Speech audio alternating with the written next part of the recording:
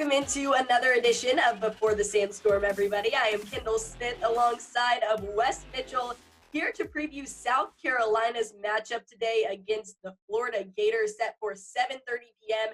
at Williams-Brice Stadium. And Wes, first of all, your Atlanta Braves, they won the World Series. You went to a game.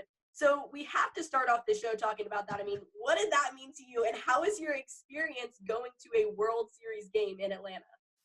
Yeah, it was very surreal, to be honest with you. I don't think it's sunk in. I actually literally remember watching the Braves win in '95 at my grandma's house, which is the reason why I'm a Braves fan. So it was awesome. We got to go. We actually got to be at a game they won, which was awesome. We were going back and forth between Game 4 or Game 5, which one we were going to go to. We picked the right one. That was on Saturday. They won that game. It was awesome. Still has not sunk in yet, but really it was kind of one of those things, like, if you have a chance to do it, you got to do it, because it's kind of a once-in-a-lifetime type thing, maybe. Hopefully you bring those winning ways to Columbia this weekend. You brought the dub to Atlanta. Bring it to Columbia as South Carolina faces Florida tonight, like we talked about. But getting into that discussion about tonight's game, first and foremost, I have to ask, do you think the wheels are coming off of the bus for Florida? This has been something that has been discussed over the last week or so. Florida losing their last two games. Dan Mullen looking really rattled in his media availability on Monday of this week. In fact, Florida actually canceled the rest of the media availabilities for this past week after that Monday press conference. He made that really weird comment about recruiting. Florida has the same record as South Carolina right now, 4-4, 500 on the season. So do you think this is the perfect time for South Carolina to maybe capitalize off of a Florida team that's struggling? You know, I think we see these a lot, and it can go one of two ways. It can be one of those things where it's like a rallying cry, and everybody just sort of says, hey, forget the noise. All that matters is who is in this locker room.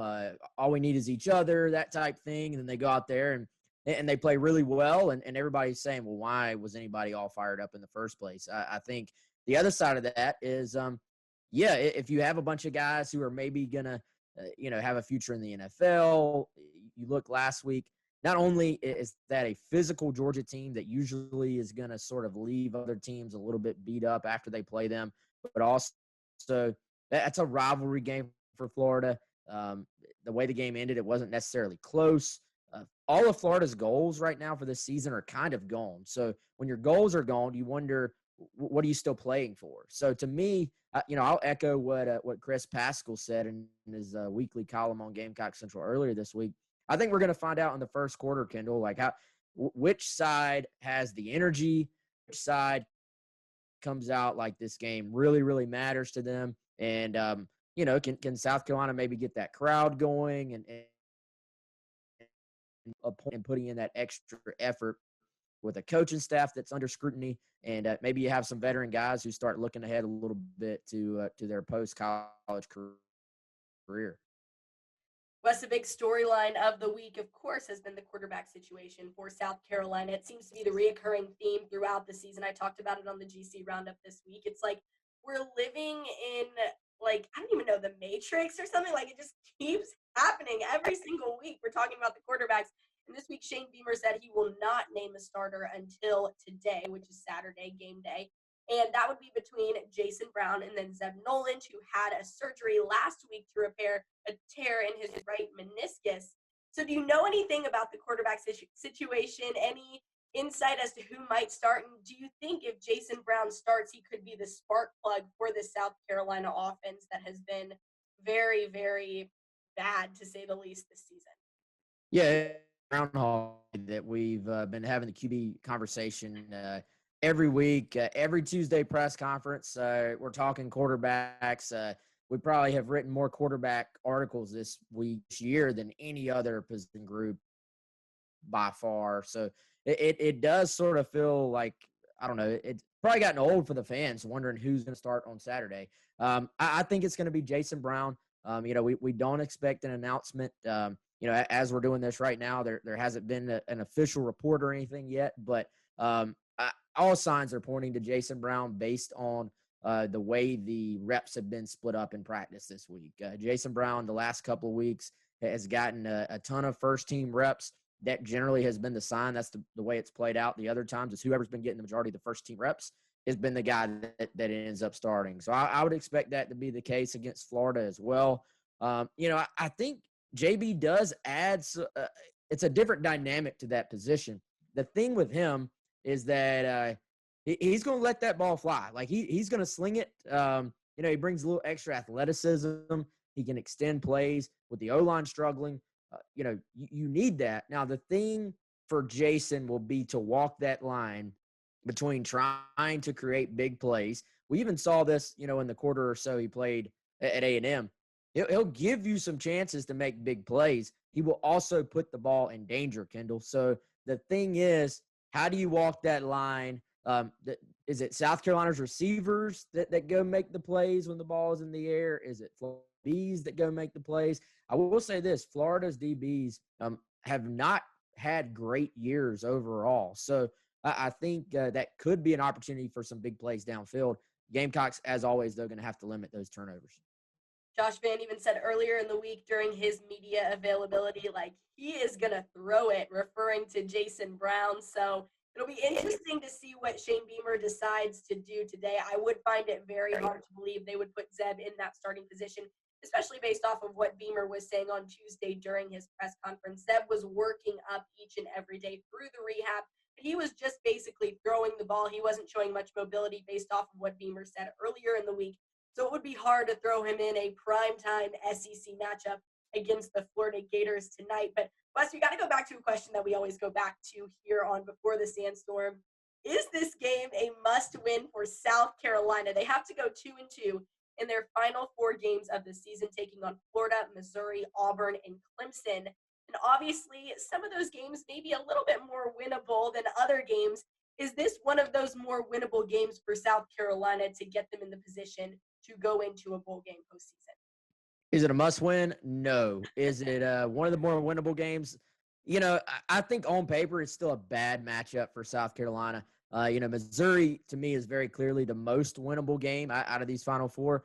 Then you have to find one out of those other 3. Obviously, Florida tonight, the Auburn game, and then the Clemson game, obviously the finale, regular season finale. So, we'll see. On paper, not a great matchup in my opinion. To me, it goes back to that thing we talked about at the very beginning. How motivated is Florida? Does this game really matter to them? They've just not had the year you expect from Florida, and their fans have let them hear about that.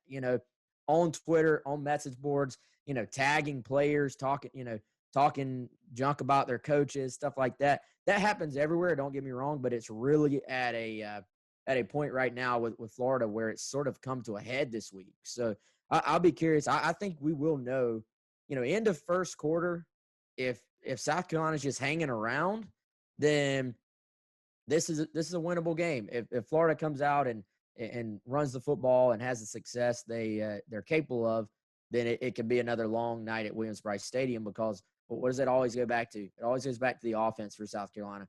Until they prove what we've all been waiting to see, it's hard to predict them to win. The fact that Florida has run the football extremely well, and even though South Carolina's defense has overachieved, in my opinion, this year, they have struggled to stop the run. If I'm Florida, I'm not putting the ball in the air. I'm running it until South Carolina proves they can stop it. All right, Wes, give me your final score prediction for the South Carolina-Florida matchup tonight. Oh, man. So I've struggled with this, struggled to give you a number, but I don't know if I can pick the Gamecocks. I'm going to go Florida 31, South Carolina 17. Again, here's the thing. Florida and their quarterbacks, it looks like it'll be Emory Jones. Anthony Richardson has been dealing with a concussion. He's turned the ball over quite a bit this year. He's thrown a bunch of interceptions. That's been the biggest issue for them. Well, if you don't force him to throw the ball, then he doesn't have to put the ball in the air, and then he doesn't have the opportunity to turn the football over. So to me, it goes back, can South Carolina stop the run enough to force Florida to have to throw the football, give Jalen Foster a chance to make his another interception, continue to lead the country in interceptions. That's the key. If y'all are watching and it's like 2nd and 3, and then the next set of downs at 2nd and 3, and Florida's just getting 7, 8, 10 yards, on most of their carries, going to be a long night. And my score probably is even too close if that happens. So I'm giving the Gamecocks a little bit of credit there at home with Florida reeling with that score. But there are certainly scenarios where it could get out of hand as well. Well, I will be sharing my score prediction on the Game Day Guide, which will be on GamecockCentral.com later this morning. It might already be up by the time that we have Before the Sandstorm release. But Wes, before we get out of here, I have to ask you a question that's not South Carolina related. It is college football related. It has been the hot topic of the week. College football playoff released their top 4 teams earlier in the week. That's Georgia, Alabama, Michigan State, and Oregon. Cincinnati not in that top 4. And people have been kind of going back and forth on this topic. Some saying they don't deserve it. The group of 5 team, they haven't really had the strength of schedule. Some people saying Alabama shouldn't be in the top 4. What do you think about Cincinnati not being in the college football playoff top 4 as of right now? I do think it's kind of a travesty that Cincinnati is not in right now, because I kind of agree with the take, and this isn't a unique thought. I don't know. I think several people have said this. It's almost like the committee from year to year is gonna pick whatever. Like when they explain why they do something, it's almost like they can find a way to explain away anything, but they pick a different reason to just back up whatever teams they have decided to be in the top 4. I feel like right now Cincinnati is out because they don't want to have to explain if they put them in right now and then they run the table and then they jump them, like they let another team jump them. I think they don't want to have to explain that away. So right now, to me, Cincinnati being undefeated, it's hard not to have them in the top 4. I would love to see a Cinderella. Like, I would love to see something like that happen. Right. We've seen a lot of the same teams in the top 4. That said, the TV networks probably don't want Cincinnati in there necessarily, because you just don't get that huge fan base involved. So you and I are like, yeah, let's pull for an underdog. But as far as viewers go, it backs it up that the top brand, name teams, those are the ones that people watch and want to watch. I feel like if Cincinnati were in the college football playoff, more people would want to watch it because it's different. I think people are sick and tired of seeing Alabama. They're sick and tired of seeing Clemson, who obviously will not be in the college football playoff this year. Georgia, whoever it might be. I think what it comes down to is filling the stadium. Like, how many alums from Cincinnati are you going to get to go to the stadium to go watch them in the college football playoff? I think that's what it comes down to. I also think it's very much a travesty that Cincinnati isn't in that top 4. They've done everything they've been asked this season, 100%. And at this point, it's like, just call it the Power 5 playoff. I mean, if you're not going to let a group of 5 team in, then give them their own playoff, expand the playoff to 8 teams, maybe allow more of those type of teams like Cincinnati in, or just call it the Power 5 playoff and stop trying to act like you would let a team such as Cincinnati compete, because they have really no chance. And I think it's a little bit sad because they've done everything that they can do. But that is my tangent for the day here on Before the Sandstorm. Tonight, though, South Carolina, they're not going for the college football playoff, but they are trying to get bowl eligible, and this could be a step forward in allowing them to do that. Florida, South Carolina tonight at 7:30 p.m. If you're not at the stadium, you can check it out on the SEC Network. But I am Kendall Smith alongside of Wes Mitchell. This has been Before the Sandstorm. Happy game day, everybody. Be safe, and we will see you back here next week.